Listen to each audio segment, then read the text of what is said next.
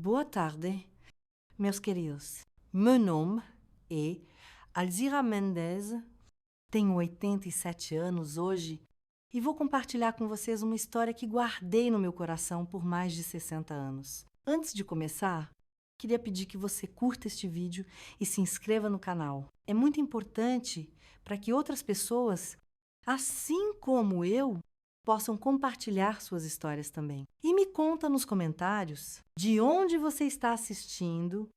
Eu adoraria saber. Era 1963. Eu tinha 25 anos e estava casada havia 5 anos com Fernando, um homem que eu considerava o príncipe dos meus sonhos. Quando nos conhecemos, eu trabalhava como secretária na Universidade Municipal de São Paulo, onde ele começava a carreira como professor de artes plásticas. Fernando era admirado por todos, intrigante, charmoso, com um talento artístico que fazia seus quadros serem disputados nas pequenas galerias do centro da cidade. Nossa casa era um pequeno sobrado no bairro da Aclimação, sempre cheia de livros de arte, telas em branco, e o cheiro de tinta a óleo que impregnava tudo. Eu amava aquele cheiro. Representava, para mim, o talento do homem que eu amava, a vida que construíamos juntos. As paredes da nossa sala exibiam orgulhosamente algumas obras dele, paisagens, naturezas mortas e, claro, 2 retratos meus que ele havia pintado. Em um deles, eu aparecia sentada junto à janela da sala, com a luz do fim de tarde banhando meu rosto. Era lindo, não por minha causa, mas pelo talento dele em captar aquele momento. Todos que visitavam nossa casa elogiavam não apenas os quadros, mas também o quanto éramos um casal perfeito. O artista e sua musa inspiradora. Nossa rotina era simples, mas satisfatória. De manhã, eu preparava seu café, enquanto ele separava o material para as aulas. Depois, caminhávamos juntos até a universidade, onde nos despedíamos com um beijo discreto. Eu seguia para o setor administrativo e ele para o prédio das artes. Naquela época, ser esposa de professor universitário trazia certo prestígio. As pessoas me tratavam com respeito diferente, como se eu carregasse um pouco do brilho dele. Aos sábados, frequentávamos pequenas exposições e eventos culturais. Aos domingos, recebíamos amigos para almoços, onde Fernando falava apaixonadamente sobre arte, enquanto eu servia café em xícaras de porcelana herdadas da minha mãe. Eu me sentia realizada, protegida, parte de algo maior do que eu mesma. As pessoas nos viam como casal modelo, ele com seu charme intelectual, eu com minha dedicação ao lar e ao trabalho. Ninguém imaginava o que acontecia por trás daquela fachada perfeita, nem mesmo eu. Foi em março de 1963. Lembro como se fosse ontem. A universidade estava agitada com a preparação de uma grande exposição que aconteceria no fim do semestre. Fernando estava mais ocupado do que nunca, passando noites inteiras no ateliê da faculdade. Segundo ele, orientando alunos talentosos que precisavam de atenção especial para aprimorar técnicas. Eu acreditava em cada palavra. Por que não acreditaria? Éramos o casal perfeito. Eu tinha orgulho de ser esposa de um professor tão dedicado.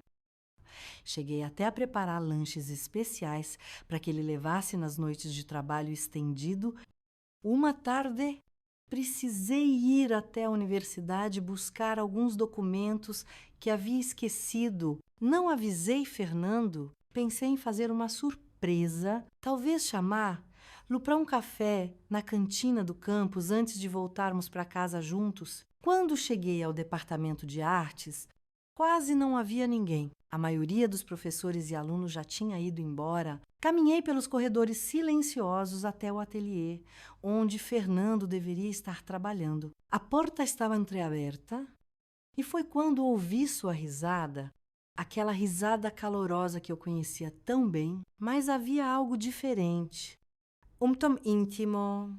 Aproximei-me em silêncio e olhei pela fresta da porta. Fernando estava sentado em frente a um cavalete, mas não estava sozinho e definitivamente não estava orientando nenhum trabalho acadêmico. Uma jovem que eu reconheci como Juliana, uma de suas alunas mais promissoras, estava sentada no colo dele. Ela vestia apenas uma camisa que eu reconheci ser dele. Enquanto ele beijava seu pescoço e sussurrava palavras que eu não conseguia distinguir, fiquei paralisada. O tempo pareceu congelar. Eu observava aquela cena como se fosse um dos quadros de Fernando, Professor e Aluna. Talvez fosse esse o título. A diferença é que esse quadro rasgava meu coração em pedaços tão pequenos que jamais poderiam ser colados de novo. Não sei quanto tempo fiquei ali, podia ter sido 1 minuto ou 1 hora. Só sei que, quando finalmente consegui me mexer, voltei para casa em estado de torpor, como se meu corpo estivesse no automático enquanto minha mente tentava processar o que eu tinha acabado de ver. Na Clanoite, quando Fernando chegou tarde, como sempre, beijou minha testa e falou sobre o exaustivo trabalho de orientação. Eu sorri e servi o jantar que mantive aquecido para ele. Não disse nada sobre o que tinha visto. Algo dentro de mim estava se transformando. A dor começava a se cristalizar numa determinação fria que eu nunca tinha imaginado ter. Na semana seguinte, passei a prestar mais atenção. Notei padrões, pequenos detalhes que antes eu ignorava, o modo como ele mencionava certos nomes com muita frequência, as manchas de batom que apareciam em seus lenços e que eu, ingenuamente, atribuíra a algum acidente com tinta vermelha. Então, numa tarde, enquanto arrumava o escritório dele em casa, algo que eu sempre fiz com carinho, encontrei um envelope escondido entre as páginas de um livro de história da arte.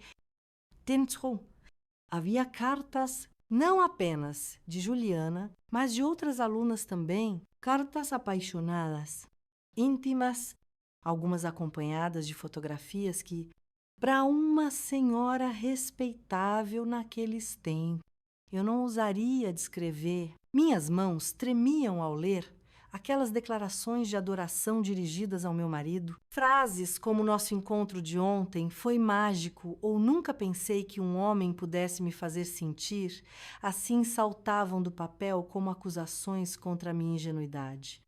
As datas mostravam que aquilo não era recente. Algumas cartas tinham mais de 2 anos. Foi como se um véu caísse dos meus olhos. De repente, todas as noites de trabalho, todos os fins de semana de seminários especiais, todas as viagens acadêmicas ganharam um significado diferente. Fernando não era apenas meu marido dedicado e professor respeitado. Ele traía minha confiança sistematicamente com as próprias alunas que devia orientar.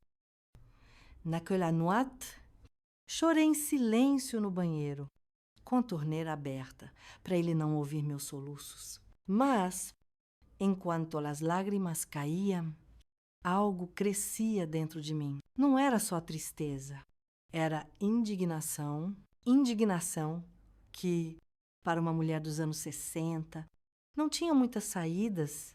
O divórcio, naquela época, não era apenas mal visto, era um processo humilhante para a mulher que quase sempre saía como a culpada, perdendo status social, segurança financeira e, muitas vezes, até o direito de ver os filhos.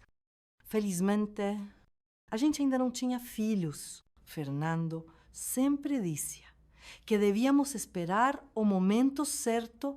Quando a carreira dele estivesse mais consolidada, agora eu entendia o porquê filhos seriam um obstáculo para sua vida dupla, ou tripla, ou sei lá quantas vidas paralelas ele mantinha.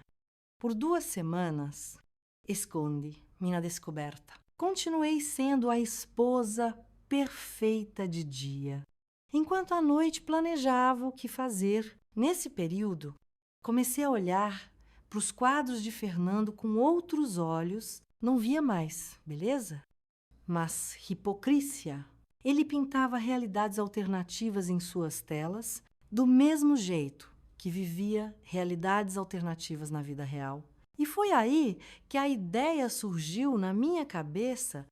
Fernando sempre dizia que a arte de verdade precisa expor a realidade, mesmo quando ela é dolorosa. Chegava a hora de pôr essa teoria em prática. Enquanto ele estava na universidade, comecei minha própria investigação. Usei nossas economias para contratar um detetive particular, meu primo Augusto, que trabalhava com investigações e aceitou me ajudar.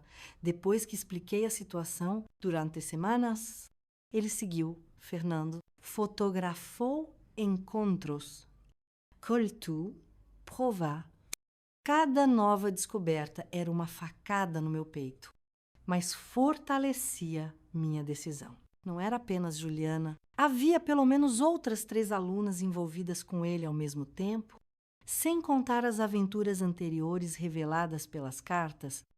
Enquanto isso, Fernando seguia sua vida normalmente.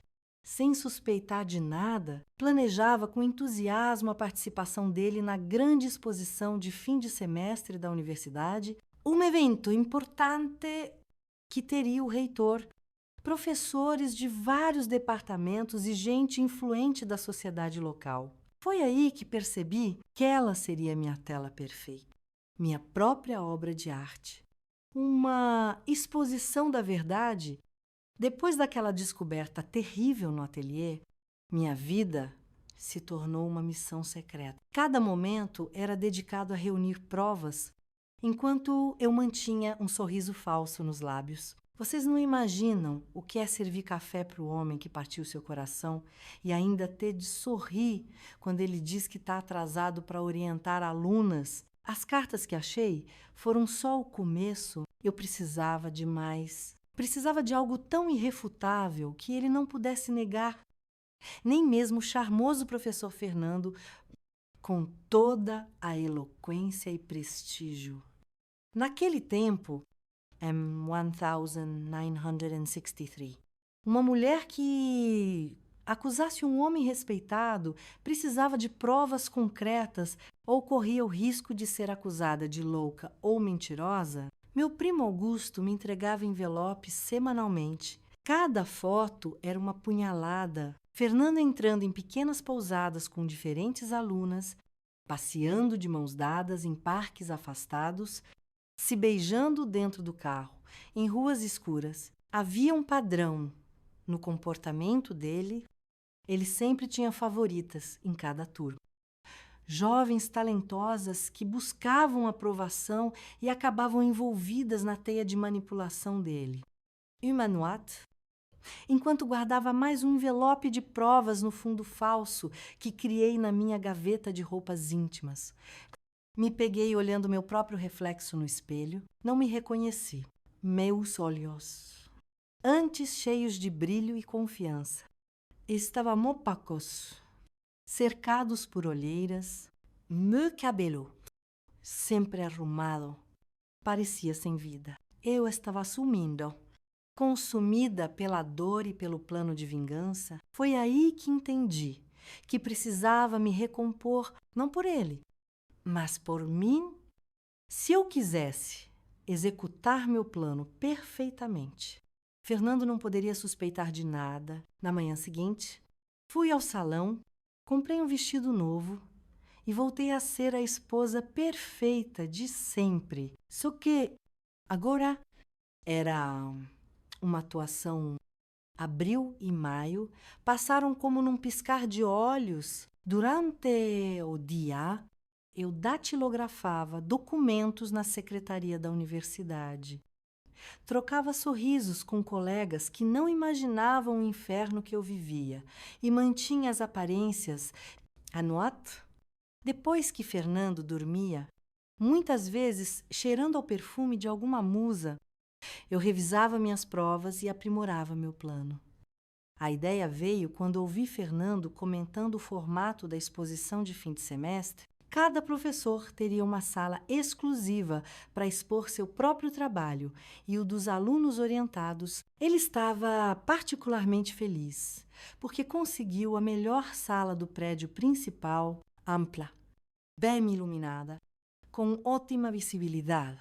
Vai ser minha grande chance de impressionar o reitor e garantir minha promoção. Ele comentou no jantar, erguendo a taça de vinho para ele mesmo. Eu sorri e pensei: sim, querido, vai ser mesmo inesquecível. O plano se completou quando percebi que teria acesso às chaves da sala. Como secretária do departamento administrativo, eu ajudava na organização do evento. Ninguém estranhou quando me ofereci para auxiliar especificamente na sala de Fernando. Afinal, eu era a esposa dedicada, sempre apoiando a carreira dele. Nas semanas que precederam a exposição, trabalhei metodicamente. Montei um álbum com as fotos mais comprometedoras. Organizei as cartas por ordem cronológica e até consegui gravações. Augusto instalou um pequeno gravador no ateliê, onde Fernando se encontrava com as alunas. As fitas tinham conversas explícitas, promessas de notas melhores em troca de favores, declarações de que o casamento dele era só uma fachada. A parte mais difícil foi me manter firme quando, numa dessas fitas, ouvi Fernando rindo e dizendo: "A uma aluna Alzira. Ela não percebe nada, está ocupada demais, sendo a esposa perfeita para notar." A humilhação ardia como ácido, mas alimentava minha determinação. Eu queria que todo mundo visse a verdade, sem chance de ser escondida. Então, tive a ideia de usar as técnicas artísticas dele contra ele mesmo. Fernando sempre falava aos alunos sobre o poder dos contrastes na arte, luz e sombra, verdade e ilusão. Decidi criar minha exposição justamente assim. De um lado, as obras que ele tinha selecionado, do outro, minhas provas, apresentadas com o mesmo cuidado estético que ele usava nas telas. Na semana do evento, eu mal conseguia dormir. Cada detalhe precisava ser perfeito. Comprei molduras iguais às que Fernando usava nos quadros. Mandei ampliar as fotos mais chocantes em um estúdio de outra cidade para ninguém reconhecer. Transcrevi trechos das fitas em cartões elegantes. Usando a mesma caligrafia que ele usava nos títulos das obras, a ansiedade me corroía. Eu sabia que haveria consequências. M1963. Uma mulher que expusesse o marido publicamente enfrentaria não só o divórcio, mas o ostracismo total. Seria vista como rancorosa, vingativa, desequilibrada, perderia amigos, conexões e talvez até o emprego. Mas, quando eu comparava essas perdas à humilhação que eu vinha sofrendo, às noites em claro, enquanto ele orientava alunas à farsa que era meu casamento, a escolha ficava óbvia. Algumas perdas valem a pena quando o que se ganha é a própria dignidade. Na véspera da exposição, tive uma última crise de dúvida. Eu estava na casa da minha prima Lídia, alguns anos mais velha que eu e divorciada, algo escandaloso na época. Foi ela quem me apresentou seu irmão, Augusto, o detetive. Chorei nos braços dela, perguntando se eu devia mesmo ir até o fim. Alzira. Ela disse, segurando minhas mãos: "Você sabe que vai ser difícil. O mundo não é justo com mulheres que enfrentam a hipocrisia masculina, mas eu te pergunto, você aguenta viver mais um dia nessa mentira?" Olhei para as minhas mãos que prepararam o café da manhã para o Fernando. Naquela mesma manhã, mãos que datilografavam na universidade onde ele seduzia as alunas, mãos que seguravam as provas das traições dele. A resposta estava clara: não. Eu não suportaria mais um dia naquela farsa, naquela noite.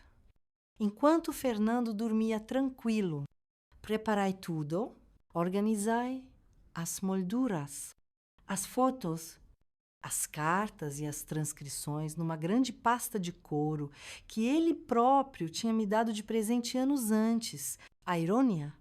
O instrumento da minha libertação vinha do próprio homem que me acorrentava. A manhã da exposição chegou com um céu azul de junho, surpreendentemente bonito. Fernando estava tão animado quanto uma criança no Natal. Vestiu seu melhor terno, cabelo impecável, perfume importado, beijo minha testa en dessert. Não se atrase, querida, disse ele na porta. Quero você ao meu lado quando o reitor chegar. Uma esposa bonita e dedicada sempre dava prestígio ao professor ambicioso. Sorri e promete chegar pontualmente. Assim que ele saiu, entrei em ação. Vesti um vestido azul marinho que comprei especialmente para a ocasião, súbrio, elegante, respeitável. Queria que todos me vissem não como uma mulher histérica, mas como alguém digna, mesmo em meio à tempestade que eu estava prestes a provocar. Peguei minha pasta de evidências e uma pequena mala que eu havia preparado secretamente. Eu sabia que não poderia voltar para casa depois do que faria. Deixei um bilhete na mesa da cozinha, dizendo só uma frase: a verdadeira arte revela, não esconde. Era uma das frases favoritas de Fernando nas aulas. O caminho até a universidade foi o mais longo da minha vida. Cada passo me levava a um futuro incerto, mas também me afastava de um passado de mentiras. Cheguei ao prédio da exposição 1 hora antes da abertura oficial. Perfeito. Fernando estaria ocupadíssimo no salão principal, recebendo alguns convidados. Como parte da organização, eu tinha acesso à sala que ele usaria. Entrei em silêncio e olhei o espaço que ele arrumara com tanto cuidado. As paredes exibiam as pinturas mais recentes, paisagens vibrantes, naturezas mortas e, claro, retratos de jovens que agora eu identificava como alunas amantes no centro. Em pedestais iluminados, esculturas feitas pelos alunos mais promissores. Tudo estava perfeito, como ele planejara. O professor brilhante e seus discípulos talentosos. A narrativa da excelência artística, tão bem construída quanto o nosso casamento havia sido. Era hora de acrescentar o último capítulo, o da verdade. Com as mãos surpreendentemente firmes, comecei a trabalhar na parede lateral, ainda vazia e reservada para receber visitantes importantes. Instalei minha própria exposição, as fotos em molduras elegantes, dispostas em ordem cronológica, as cartas abertas, com trechos em vermelho, as transcrições das gravações, impressas em papel de boa qualidade. Acima de tudo, coloquei um título em letras grandes e caligrafia caprichada: O verdadeiro ateliê do professor Fernando Mendes, uma exposição de arte alternativa. Quando terminei, dei um passo atrás e contemplei minha obra. Era bela em sua honestidade crua, um contraste devastador com os quadros oficiais. Consultei o relógio. Faltavam 20 minutos para o início oficial. Em breve, o salão se encheria de professores, alunos, o reitor, jornalistas e a sociedade que Fernando tanto queria impressionar. Sentei num banco no centro da sala e esperei, com o coração batendo tão forte que parecia sair do peito. Por um instante, pensei em fugir. Mas aí olhei de novo para os retratos daquelas jovens, para as declarações de amor escritas por mãos inexperientes, para as transcrições das mentiras de Fernando sobre o nosso casamento. Não, eu não recuaria. A verdade merecia ser vista, por mais dolorosa que fosse, e eu merecia minha dignidade de volta, por mais alto que fosse o preço. A porta se abriu e eu quase congelei. O primeiro a entrar foi o professor Martins. do departamento de literatura é sempre pontual. Os olhos dele percorreram a sala rapidamente até se fixarem na minha parede lateral. Vi o exato momento em que ele entendeu o que estava vendo. Primeiro, confusão, depois, choque, por fim, constrangimento. Boa tarde, professor Martins. Cumprimentei com calma, como se fosse só mais uma inauguração. Espero que aprecie nossa exposição especial hoje. Ele gaguejou alguma coisa e saiu quase correndo. Provavelmente para chamar Fernando. Não me importei. A verdade já estava exposta e não podia mais ser escondida. Logo, outros convidados chegaram. A reação era sempre a mesma. Primeiro, a admiração pelas obras oficiais. Depois, um choque absoluto ao ver minha parede da verdade. Uns cochichavam, outros saíam depressa. Outros, principalmente algumas mulheres mais velhas, ficavam paradas diante das fotos e cartas, como se finalmente vissem confirmadas as suspeitas antigas. Eu permaneci sentada. Postura ereta, mãos cruzadas no colo, tal qual a esposa perfeita de um respeitado professor.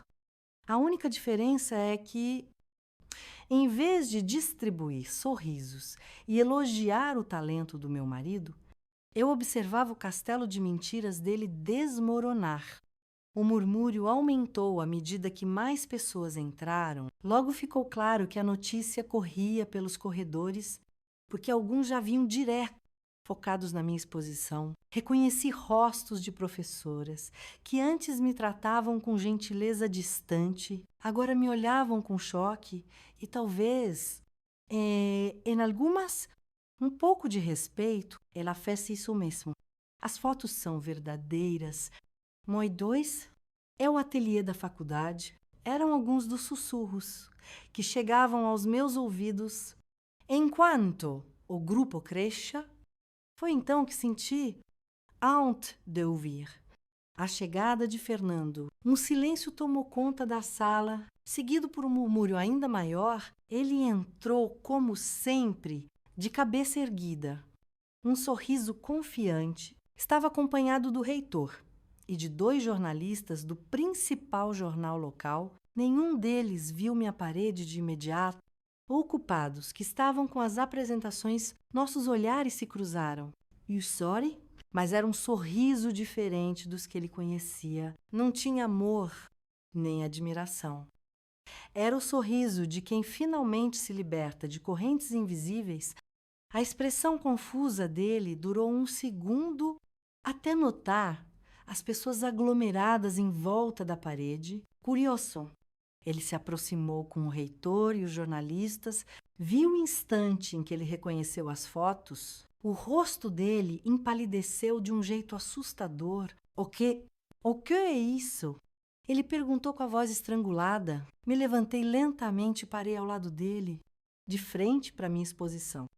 Só então falei, com voz clara, para todos ouvirem, senhoras e senhores, é a verdadeira obra-prima do professor Fernando Mendes, uma exposição paralela que mostra o outro lado do seu talento.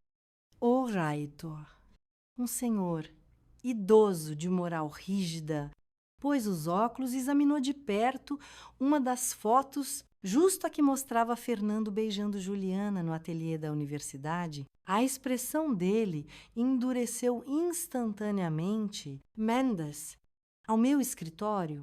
Agora, foi tudo o que disse antes de sair. Fernando tentou segurar meu braço, mas eu recuei. Os olhos dele, antes cheios de charme e confiança, agora só tinham pânico. Alzira, você é um luxo. Isso é uma distorção total da realidade. Vou processar você por difamação. Difamação exige mentiras.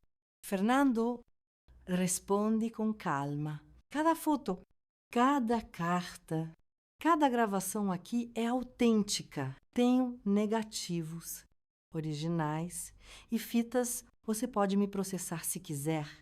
Vai ser interessante ver tudo sendo discutido num tribunal. O rosto dele se contorceu de ódio e desespero. Então, ele notou os jornalistas anotando tudo e tirando fotos. Vocês não podem publicar isso. Fernando insistiu em tom, ora autoritário, ora suplicante. São mentiras maliciosas criadas por uma esposa desequilibrada, uma das jornalistas, uma mulher de meia idade que eu conhecia de vista. Me olhou com uma expressão quase solidária antes de responder. Professor Mendes, a exposição oficial acaba às 18h, certo? Fechamos nossa edição às 19h. Acho que teremos tempo de cobrir tudo. Fernando cambaleou como se tivesse sido atingido por um soco. Naquele momento, entendeu que não era só o casamento que tinha acabado. Era a reputação, a carreira, todo o castelo de mentiras que ele construiu ao longo dos anos. Ele me olhou uma última vez, o rosto distorcido pelo ódio. Você destruiu minha vida. Sussurrou? Não. Fernando responde serenamente. Você destruiu nosso casamento. Eu só montei uma exposição disso. Ele saiu furioso da sala, provavelmente indo direto falar com o reitor. Fiquei lá, consciente dos olhares fixos em mim. Eu esperava condenação, desprezo, mas, em vez disso, percebi que muitas mulheres me olhavam com uma centelha de admiração. Ninguém veio falar comigo diretamente. Seria arriscado demais me apoiar publicamente, mas algumas sorriram discretamente antes de sair.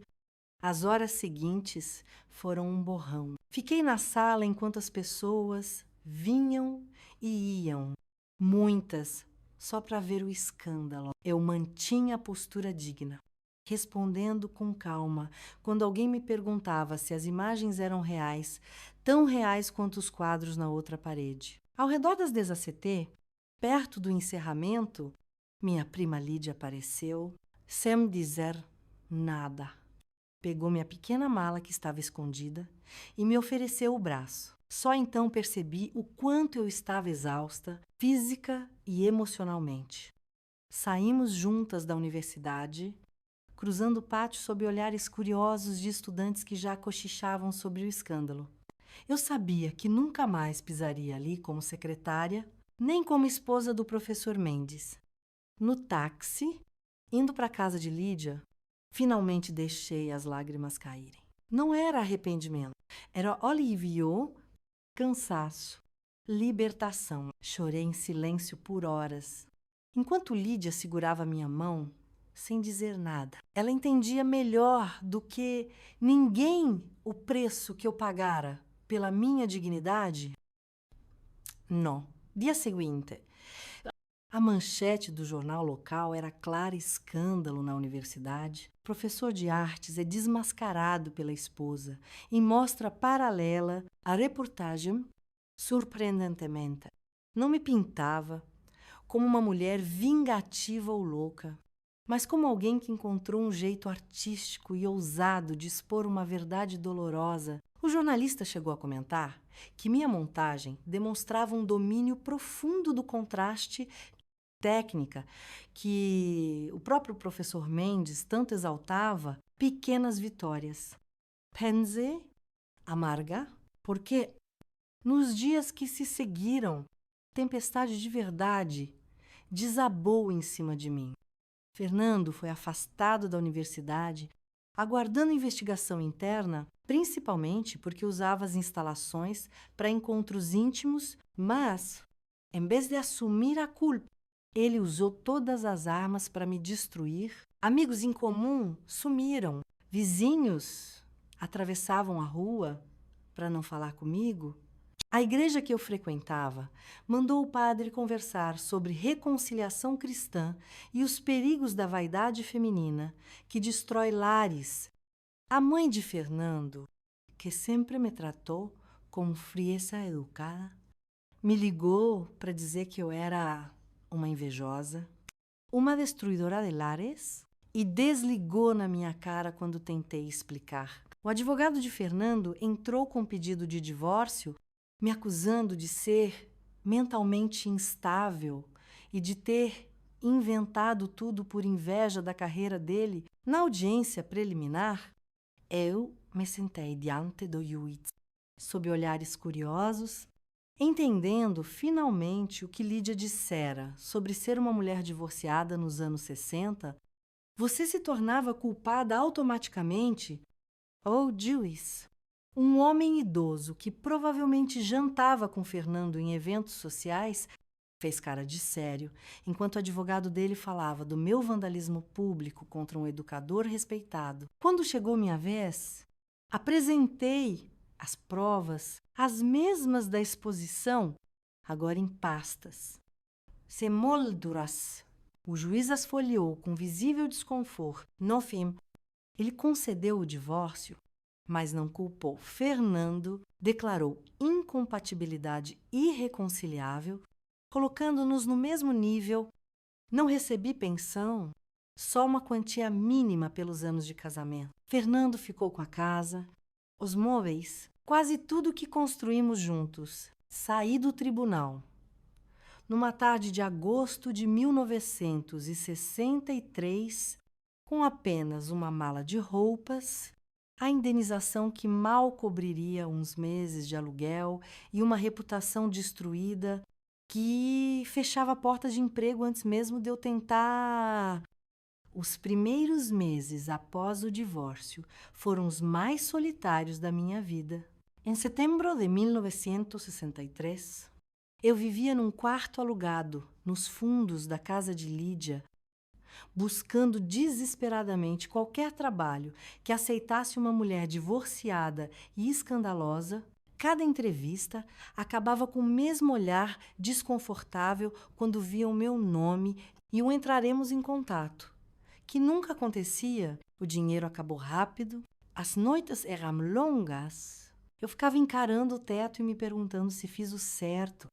Eu não me arrependia de expor Fernando. Elle merecia. Mas o preço que eu estava pagando era alto demais. Com 26 anos, eu era uma pária social, sem marido, sem emprego, sem esperança. Uma mulher decente teria sofrido em silêncio.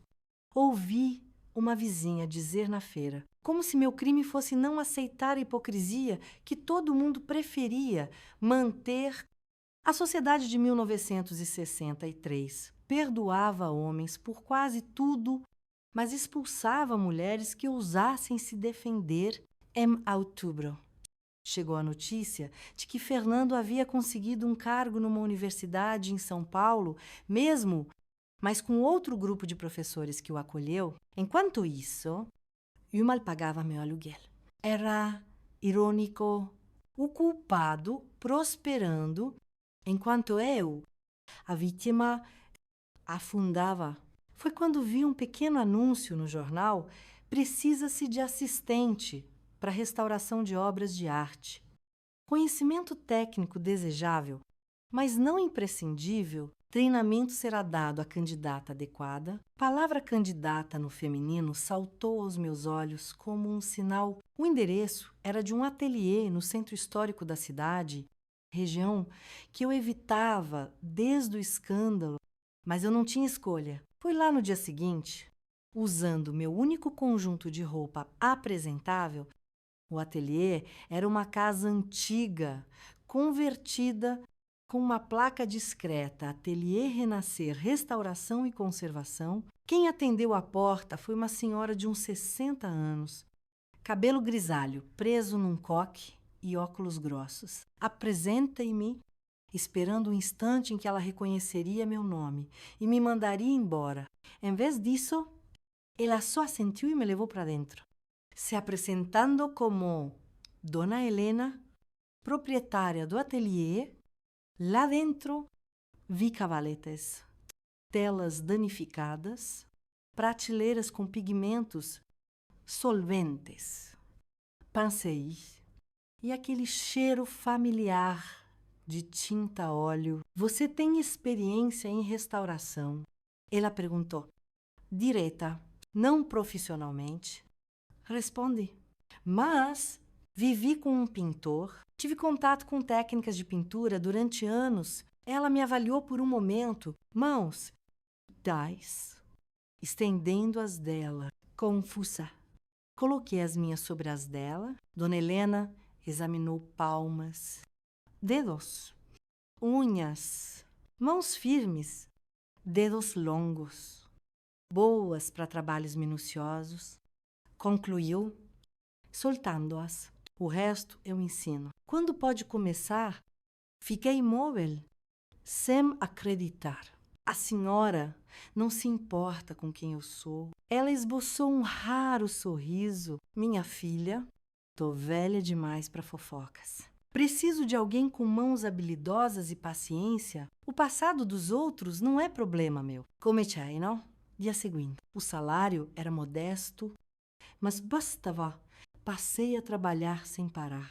A restauração é um ofício exigente. Identificar rachaduras no verniz, limpar sujeira de séculos sem danificar o original, misturar pigmentos para igualar tons. E Dona Helena era rigorosa. Não, ela repetia sempre que eu errava, mas, aos poucos, fui aprendendo a lidar com cada desafio. O restaurador perfeito faz seu trabalho desaparecer sem deixar traços. É o oposto do artista que quer expressar a si mesmo. A gente quer que a obra original brilhe, não a nossa interferência. Havia algo profundamente curador nesse ofício. Eu estava, de certa forma, restaurando a mim mesma enquanto restaurava telas antigas. Os dias viraram meses e os meses ano M1964. Enquanto o país passava por turbulências políticas, minha vida alcançava uma nova estabilidade. Consegui alugar um pequeno apartamento, enchi de livros de arte que comecei a colecionar e fiz amizade com vizinhos que não sabiam nada do meu passado. Certo dia, Dona Helena me chamou para avaliar uma nova peça, um retrato do século XIX. Todo manchado de umidade, este vai ser seu primeiro projeto solo. Você está pronta? Ela declarou, não era pergunta, mas afirmação. Depois de meses só como assistente, assumi sozinha a responsabilidade, dediquei-me àquele retrato como se minha vida dependesse disso. A moça pintada tinha um olhar triste, quase resignado. Eu meio que me reconheci nela. Enquanto restaurava o brilho do olhar, as cores do vestido, a delicadeza das mãos, sentia que estava me restaurando também.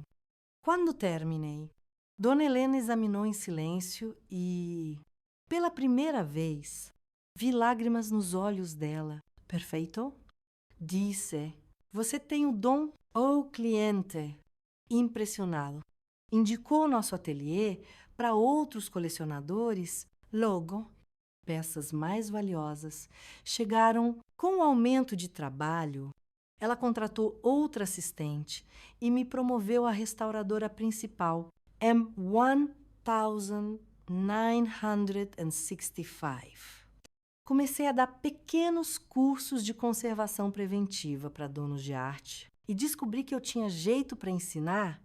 Era irônico. Eu, que tinha sido expulsa do meio acadêmico como uma presença escandalosa, agora dava aulas no ateliê, com seriedade e respeito. Aí, M1966.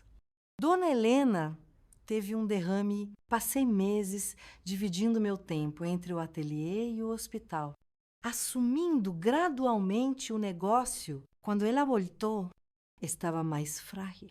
Não conseguia fazer o trabalho detalhado de antes. Até que um dia ela disse, você devia comprar o ateliê. Estou velha. Não tenho filhos. Você é a filha que a arte me deu. Eu não tinha dinheiro, mas ela propôs que eu assumisse e lhe pagasse uma porcentagem dos lucros como pensão vitalícia, em janeiro de 1967, assinamos os documentos. A los 29 anos, eu era oficialmente dona do Ateliê Renascer.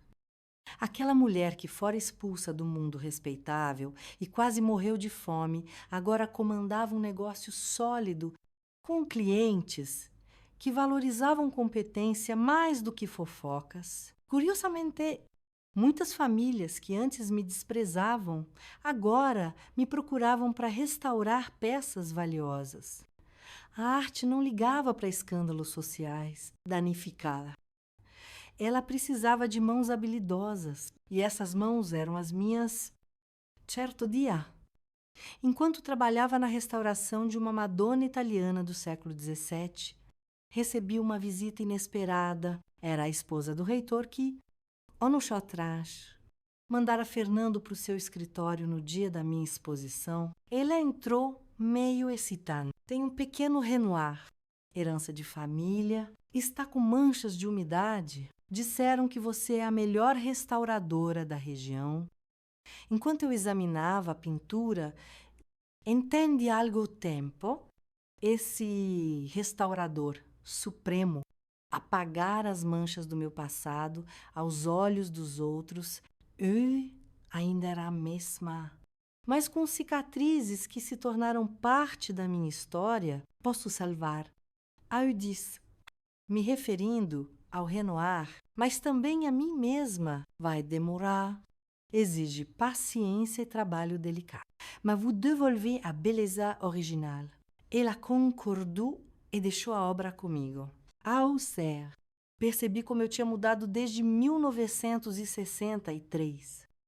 M1972, meu ateliê ocupava todo o casarão. Tínhamos 3 restauradores jovens que eu mesma treinei e uma secretária que organizava nossa lista de clientes em espera. Dona Helena faleceu aos 83 anos, me deixando testamento. Sua coleção de livros raros sobre restauração, chorei sua morte, como se perdesse uma mãe. Ela me deu um segundo nascimento, uma nova identidade.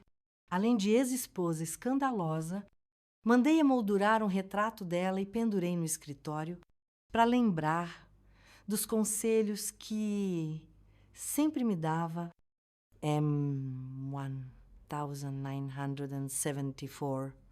Recebi um convite inesperado. O Museu de Belas Artes da capital faria uma exposição especial de mestres esquecidos do século XVIII e precisavam de restauração em 5 telas recém-descobertas. O diretor do museu me escreveu pessoalmente pedindo meu trabalho. Minha reputação tinha chegado até ele. Isso me assustava e me empolgava. Essas telas seriam exibidas ao público para críticos e especialistas. Se eu falhasse, seria um desastre público. Dediquei 4 meses intensos a elas.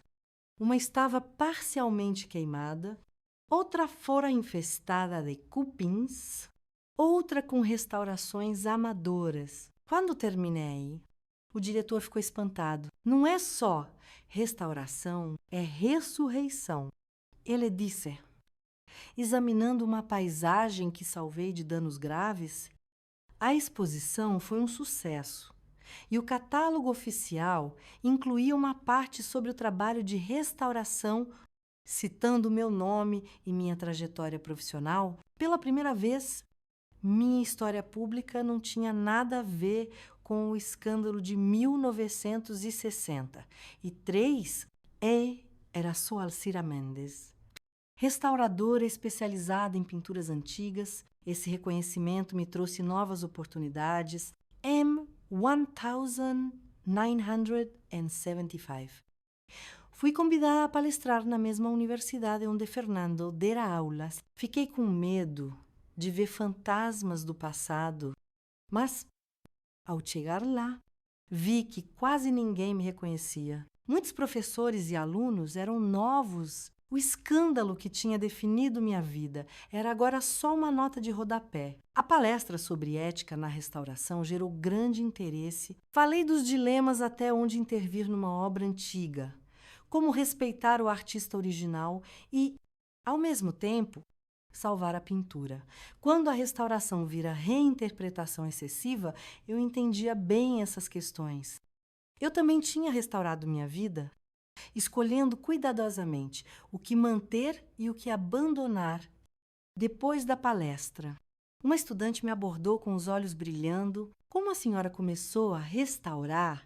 Ela perguntou, sem fazer ideia da complexidade da minha resposta verdadeira. Por um momento, quase contei tudo: o casamento, a traição, a vingança, o ostracismo. A reinvenção teria sido uma história e tanto uma lição sobre como, às vezes, a dor nos empurra para destinos inesperados. Mas sorri e respondi. Aprendi que certas coisas precisam ser destruídas antes de poderem ser restauradas de verdade. Os anos seguintes foram de expansão. M1977, com o ateliê prosperando. Comprei minha casa própria, uma construção antiga nos arredores de São Paulo, com um jardim grande e um estúdio espaçoso para projetos pessoais. Pela primeira vez, eu me sentia completamente independente, dona do meu destino, reconhecida pelo meu trabalho, não por um homem. M1980. Ocorreu algo que me estremeceu. Recebi uma carta assinada por Fernando Mendes. Ele disse estar doente, com câncer em estágio avançado. Antes de partir, queria acertar contas com o passado, pedir desculpas pelo sofrimento que me causou. Falou que admirava o que eu construí, a carreira de sucesso. Fiquei dias pensando se responderia. A jovem de 1963 teria rasgado a carta em pedaços, mas eu não era mais aquela mulher. O tempo tinha me transformado.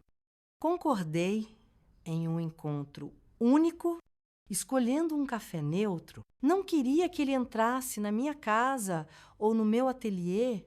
Quando ele chegou, quase não o reconheci. O homem charmoso estava agora pálido e fraco.